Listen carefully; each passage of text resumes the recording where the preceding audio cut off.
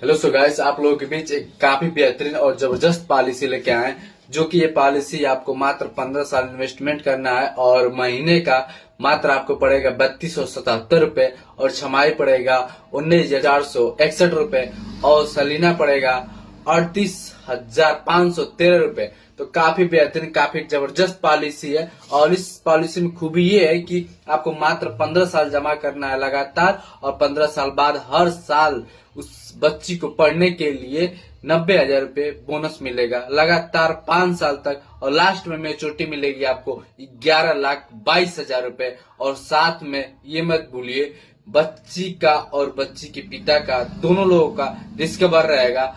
काफी बेहतरीन और काफी जबरदस्त पॉलिसी है।